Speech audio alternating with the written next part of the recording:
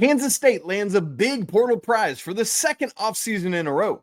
I'm here to say this one turns out better.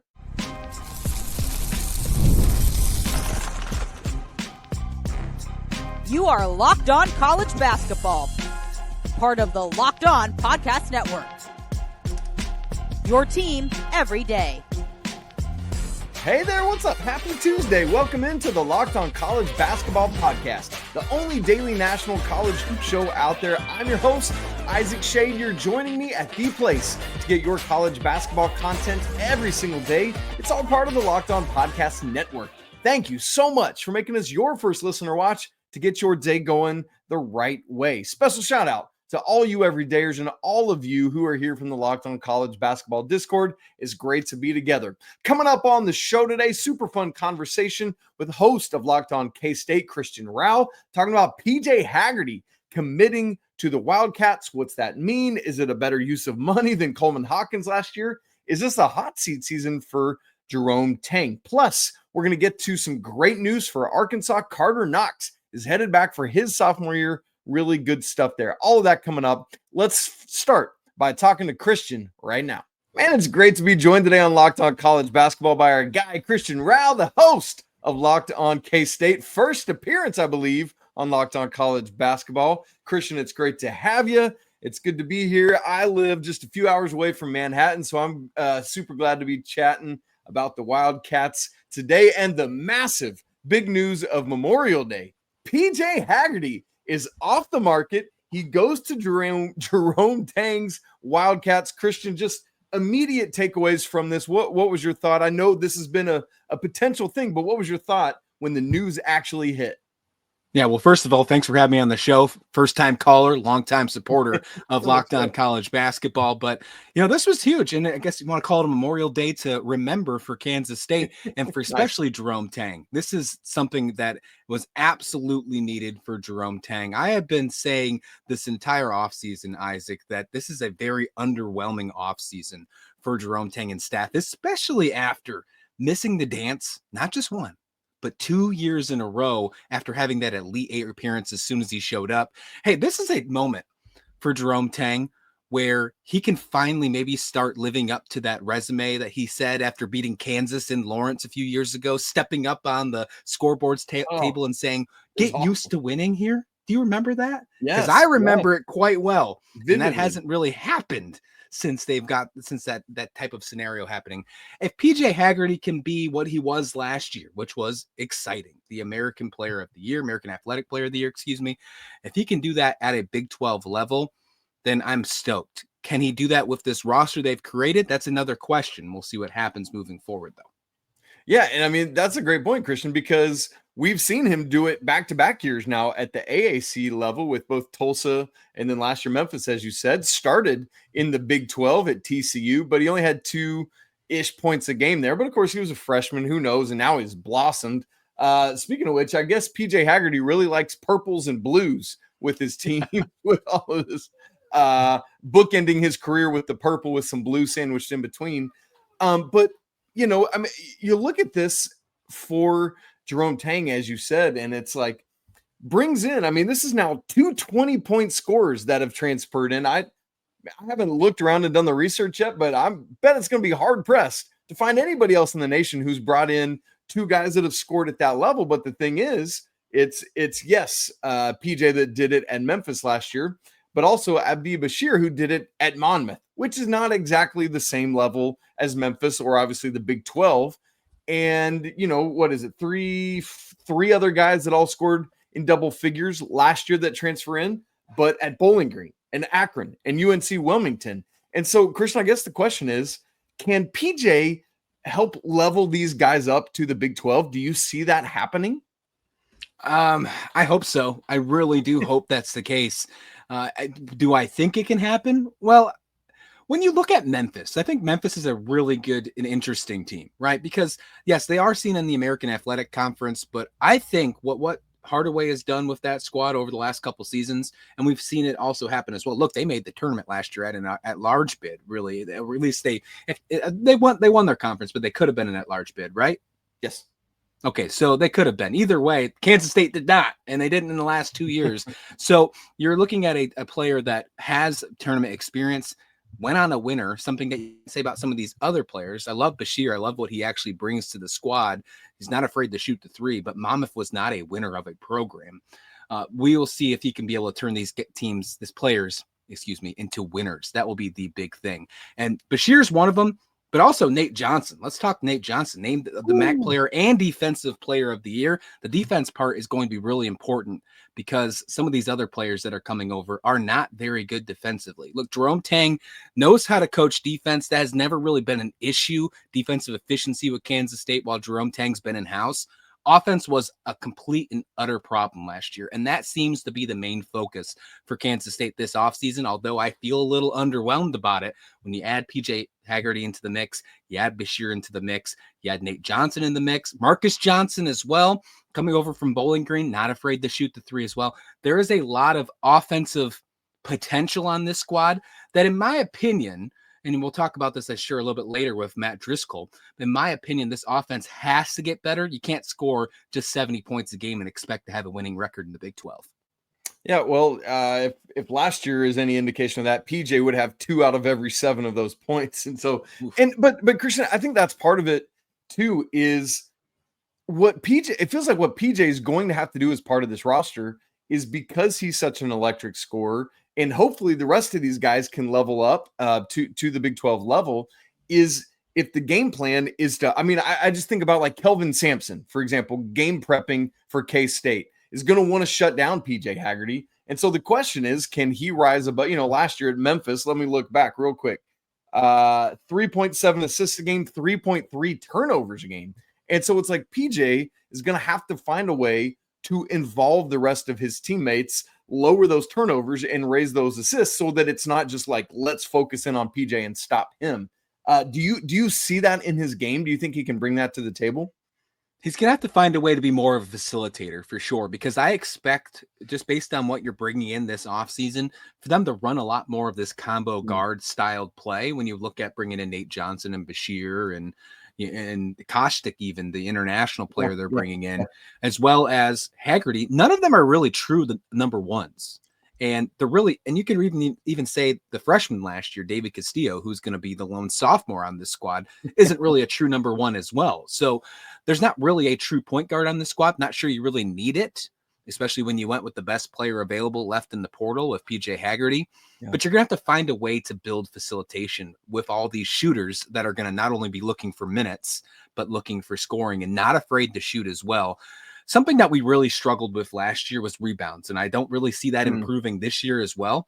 If you find a type of player like Bashir, like Johnson's, who, and I said Johnson's with plural, I appreciate that. I meant that. They're not afraid to shoot it, and they shoot often too. That means you're probably going to get, and again, we're going to talk offensive strategy in a minute, but you're probably going to get them shooting very early in the shot clock, meaning if you don't make those shots at a decent clip, you're going to have to fight for those rebounds. That makes me nervous, and that is the biggest issue that I'm worried about with Kansas State now with this squad. Can PJ Haggerty do it all? I don't think that he's that well-rounded of a player enough on the defensive side and rebound side to do so. But facilitation has to be the biggest thing that Haggerty steps forward in heading into the new year. Can he do that? Well, I sure hope so. I sure hope so, because he is going to be the dude. He has to be the dude for this season if Kansas State wants to make it back to the dance. I think part of making it back to the dance is having a dude at point guard, or at, combo guard, as we're talking about here. A couple years ago when that happened, obviously, it was the Marquise Noel show, the whole King of New York thing at MSG. Now, with Keontae Johnson as, I don't even know if you'd call it Batman and Robin. It's like Batman Val Kilmer and Batman George Clooney, or whoever you want to go with. I like that. So critically, it wasn't just Marquise Noel, but he was the head of the snake on that thing, man. And PJ has 4 inches on him, as I think back to, because Marquise is like 5'11", right? Am I remembering that correctly? He's a shorty. He wasn't tall. Definitely wasn't tall. And so the question is, can Coach Tang utilize yet another dynamic guard to turn in a better year? Do you see that as a potential helpful thing? Yeah, PJ Haggerty's basketball IQ is up there. So if there's anybody that can make that step forward on this roster right now, it is him. And Tang was very vocal when it came to talking about the point guard play heading into the year. And he was really vocal about it when they were playing the Jayhawks as well, because they were talking about how it was so nice having a point guard on the court that you could trust. And he says he called it basically having another coach on your squad, a coach on the court. And I think that's what he was searching for this offseason. And I think he finally finds out with PJ Haggerty. Look, you can say what you want from last year's transfer portal, bringing in Coleman Hawkins late. And really, Coleman Hawkins didn't really fit at the point. Now, when Achor left the program, it kind of made a lot more sense, okay, why Coleman Hawkins fits into this style. Because at the moment when they brought him into the portal, they didn't need a 3 or a 4 that Coleman Hawkins really was in this piece. That's why I'm not too worried about them adding a point guard type of play. They look like they're going to switch to that combo style. But can he be the X factor? Can he be the game changer? I think he can at a Big 12 level. And if that's all it takes for them to have a winning record in the Big 12, they'll probably get you on the 8 or 9 line. I can at least do that. At least. Yes, you would hope so. Now, part of it is PJ Haggerty. We've seen a big price tag associated with his name. It seems like you didn't have to pay that much. And also, thankfully, hopefully this is a better fit than that front court we talked about last year. We'll get to that. Plus, an interesting addition of another head coach stepping into the assistant coach ranks, and that's going to happen at K-State this year. Christian is very excited about it. We'll have that conversation coming up in just a second. Right after Christian and I tell you about Monarch Money. Christian, I don't know about you. You ever check your bank account and be like, dude, where'd all my money go, man? It's so hard, right? Like between dining out or shopping, entertainment. I know you live up there in the Pacific Northwest, man. It's expensive, right? It is insane. I mean, just looking at gas, for example, right? We're close to $5 a gallon out here. So every penny counts. And thankfully to Monarch Money, who can help me save that little dime every now and again. Dude, that's exactly right. We love Monarch Money because it's your personal CFO. It gives us visibility over and control over all our finances. It's not just a budgeting app, although that is a critical part of it. It's a complete financial command center where we can track our accounts, investments, and spending in one place. So we stop just like managing our money and actually start working at building wealth. Christian and I were talking before show about he's like looking to buy some land sometime here soon. And something like Monarch Money can really help you stock away for that and help prep for it. And Christian, I know that's something you and your wife, for example, are probably trying to figure out together. And I don't know about you, that Monarch is an app that can really take that stress out of it when you're trying to manage money with your spouse. I love that you can do it all in one app. Don't have to have a folder on your iPhone of different types of apps. Monarch Money does all of that for you on just one click of the button. Man, it's incredible, y'all. So take control of your finances, just like Christian and I are trying to do, and do that with Monarch Money. Use code LOCKEDONCollege at monarchmoney.com for 50% off your first year. Dude, that's such an insane deal, Christian. How could you miss that? 50%, that's half. Any type of shooting, we're talking Locked On College Basketball here. If you're a shooter over 50%, you're like Hall of Fame levels. So come on, Monarch Money, perfect timing. Check it all out, you guys. monarchmoney.com, code LOCKEDONCollege for half off your first year. All right, Christian Rauh, Isaac Shade here. We're talking PJ Haggerty and K-State. I almost accidentally said Memphis. That's just, reversion there. Now, the good news, Christian, is there had been rumored a massive price tag associated with PJ Haggerty. How big a deal is it for the Wildcats to get him at not that high a level? Yeah, NIL valuation, if you look at like On3, says like $1.7 million, and that's obviously a little bit lower than what he actually went for.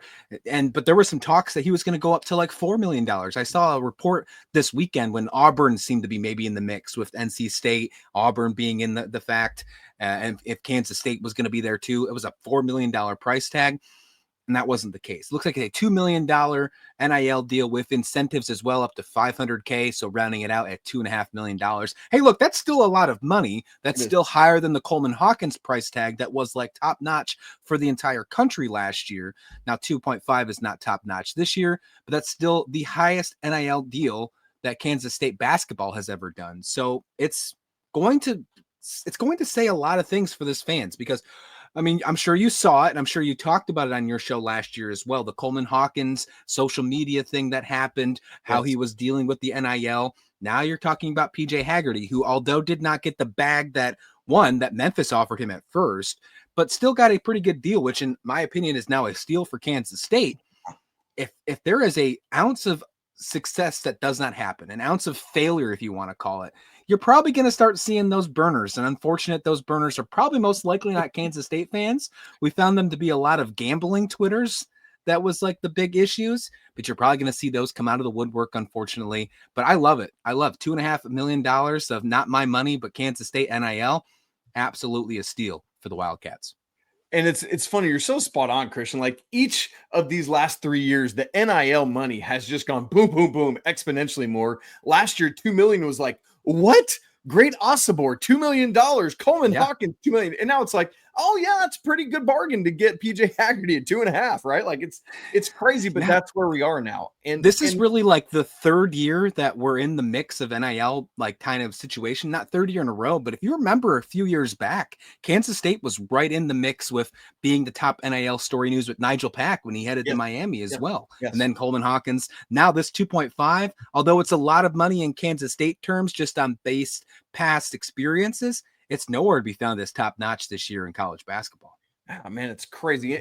You mentioned that. And I want to go back to that front court formation last offseason because there was already the Achor. There was already the Ugana Onyenso. And then add in Coleman Hawkins after he pulls out of the draft. And I'm with you. We even said it the second it happened here on the show. Like, this just feels like it doesn't all fit together, this front court. Like, we kind of saw it. And Christian, I felt bad because K-State fans were like, you guys are just haters and blah, and I was like, no, the front court doesn't work. It feels to me like, I know you said like bringing in several combo guard kind of guys. I feel different about this. I think this can work, unlike the way I felt about the front court last year. Yeah, well, I hope that you continue that energy. Let me run through like a brick wall or something. Get me going a little more, right? Because I'm not there yet. I want to be, but I'm not there yet. But I do feel differently. I will agree with you there. I'm not as optimistic yet on this half. Look, you got to get me sold on this squad. And the reason that I'm just so nervous to be sold right away, because last year, you sat towards the top of the transfer portal rankings, bringing in Hawkins, bringing in all these other players that were just unsuccessful. This talent level was not there. Why? I take that back. The talent level was there. They underperformed at this talent level. Why did that happen, Isaac? Because they didn't mesh. I don't know what it was, but there was such a slow start to this non-conference schedule last year, which wasn't a very hard non-conference schedule, and they just played from behind all season long. I mean, you were talking about wins against Kansas at home, wins against a ranked Iowa State in Ames, might I mind you. And all of that didn't matter because you wound up losing to Liberty. You wound up losing to a bad LSU team. You wound up losing to a lot of things in non-conference last year that it didn't even matter once you got the Big 12 play. You were basically already out of it. So I really hope that I can be a little more optimistic about this as we go on. You talk about that front court. They still need one more guy, in my opinion. They need one more front court. And hopefully bring in Haggerty can maybe help politicize and lobby one guy in there. Bring it on in, because when you look at these offensive additions, and I'm not even talking about players, I'm talking about on the coaching staff as well, you have a lot of things to be excited about if, and only if, in my opinion, as of right now, you add one more big man. If you do that, then I think this team's dancing. And I'll go ahead and buy the suede shoes now. I'll do it. I'm not afraid. The purple suede shoes in this case. Lavender suede shoes. Man, yes. All right. All in on that. Yeah, I think you're right, Christian. That 6-game winning streak in late January, early February was phenomenal. But unfortunately, bookended by, like a 9 out of 10 losses and then 6 out of the final 8 after that. And it was just too much. And part of that forces us to turn our attention then to the coaching. And Christian, before we talk about, bringing in a head coach to be an assistant, for Coach Tang, man, I don't know where to feel about it. Like, that great first year you talked about has had back-to-back losing Big 12 years, not making the big dance as you talked about. And it really feels like, I don't know if it's like do or die this year, but man, it's getting to be a very serious time for Jerome Tang to prove himself this year in the Little Apple. Does it feel that way to you? It absolutely feels that way to me, but I'm not the one that would have to pay the $18 million buyout if that's the case. And that buyout is absolutely insane.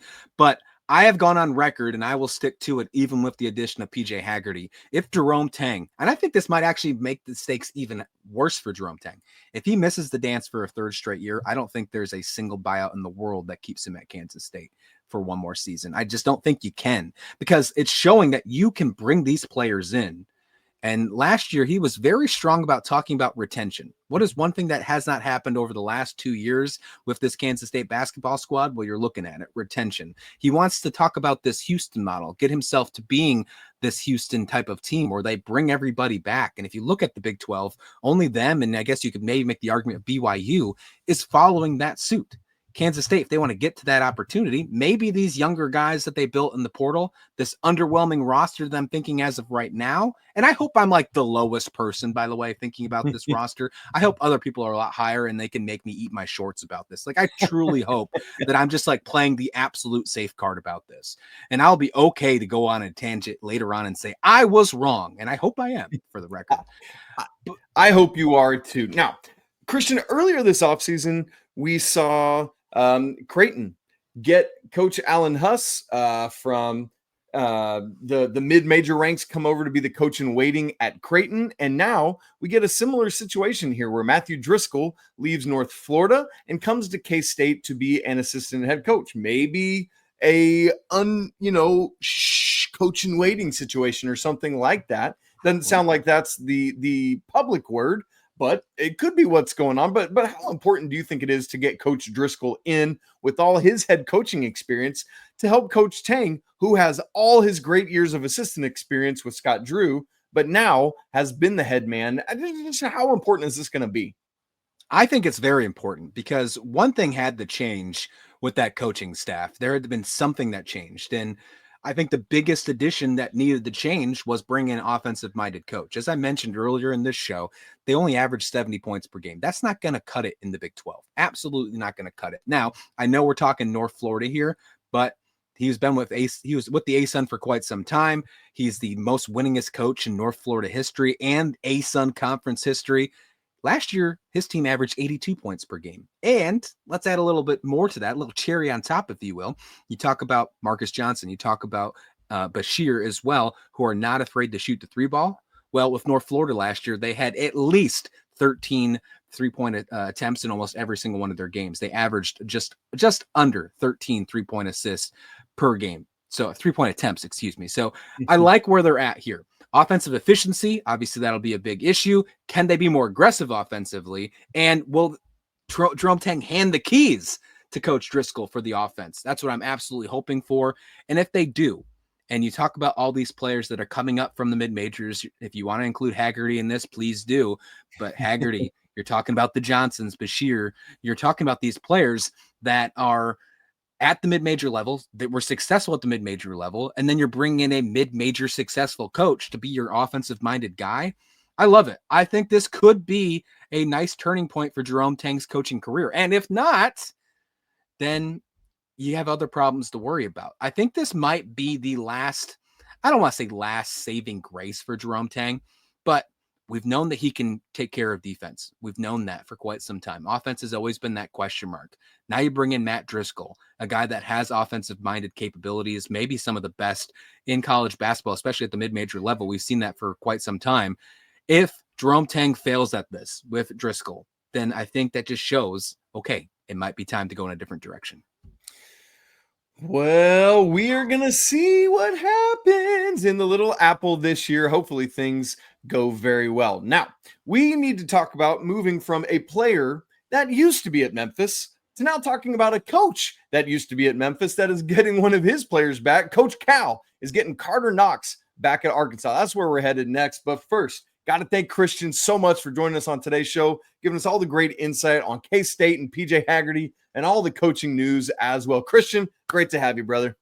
Appreciate it. Have me on anytime. Love talking ball, and I love Locked On College Basketball.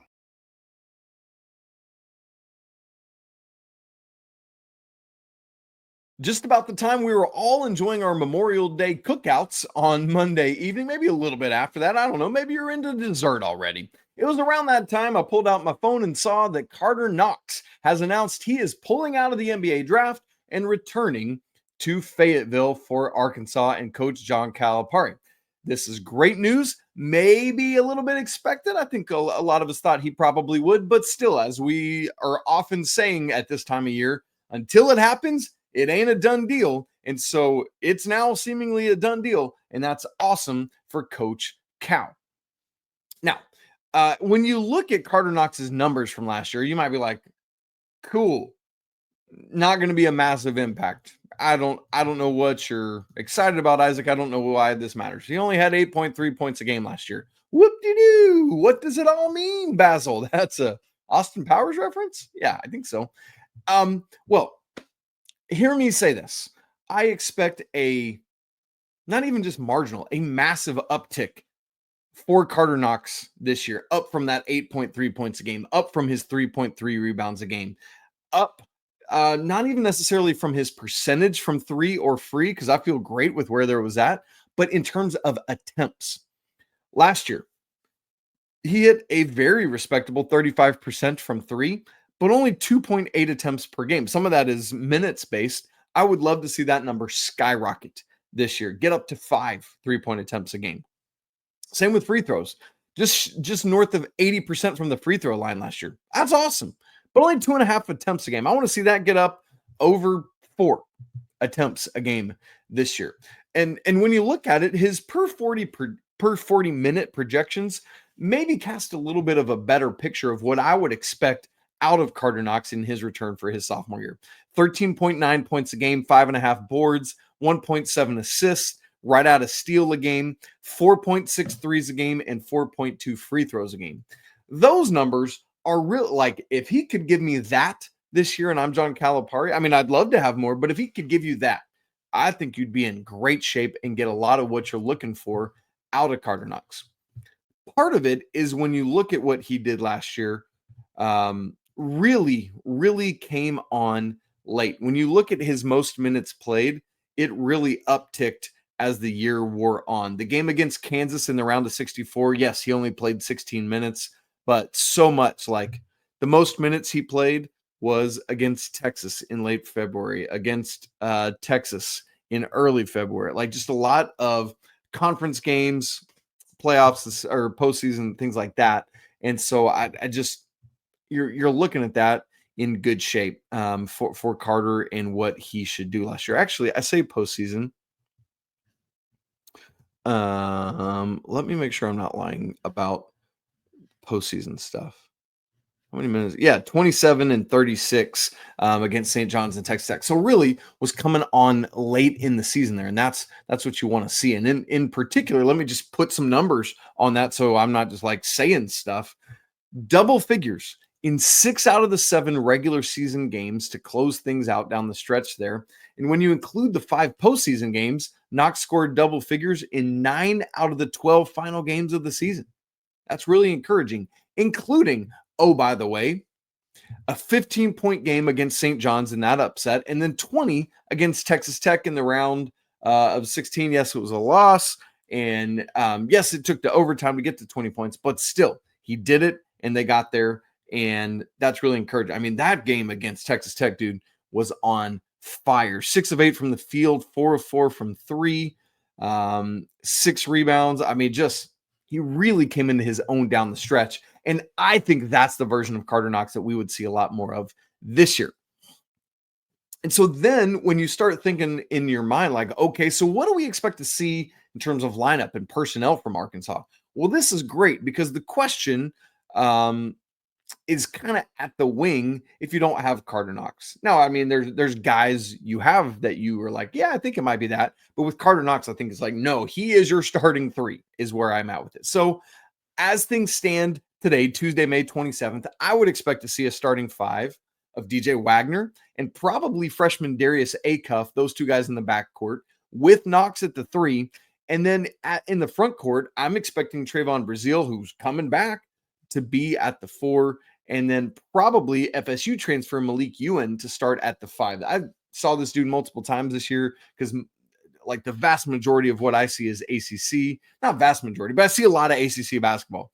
And dude, Malik Ewan really impressed me. So whether that's your starting 5 or not, I think that is a very viable starting 5. And if that's your starting 5, then off the bench, you're bringing Nick Pringle, who's been at countless SEC schools now, Billy Richmond, Malik Thomas, freshman coming in, and Isaiah Sealy, freshman coming in. I'm curious how much he's ranked like 68th, I think, at 247 maybe, or ESPN. How much will he contribute? I don't know. But even without him, that's a solid 8 probably that Coach Cal will have. Hopefully not as much attrition he has to battle this year as he did last year. But man, this is massive news for Hogs fans. Excited for you guys to get Karter Knox back. Speaking of guys to school, we haven't really talked about it yet just because of recording earlier last week, but great news from Maryland. Raquise Passmore, the big man from Kansas, is going to be a Terp. And when you lose somebody like they have with Derek Queen, getting in Passmore with a similar, like just big hulking body, I think is going to be great. Obviously, brand new coaching coming in there with Kevin Willard out the door to Villanova. But man, I think for Buzz, this is great news for Buzz Williams coming in to Maryland. And then obviously the other big piece of news that we didn't get to talk about last week, but is Cedric Coward, as expected, will not transfer from Washington State to Duke. Instead, because of all the great news he's heard in the NBA draft, he's going to stay there.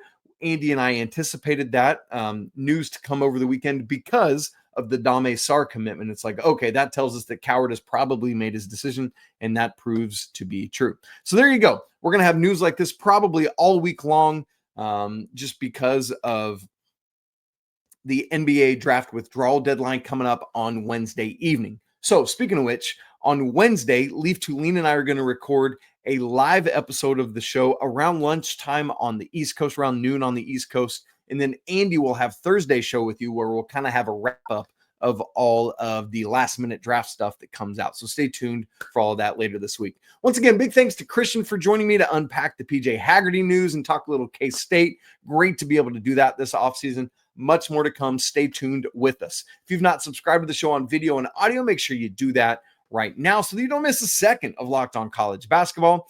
As always, I want to say apologies to the Lawyer family. By the way, if you haven't joined the Locked On College Basketball Discord, let me remind you of that. That link is also in the show note. Back to the shouts. As always, apologies to the Lawyer family. Shouts to McBruins. Shouts to the Wild Popes. And until tomorrow, peace.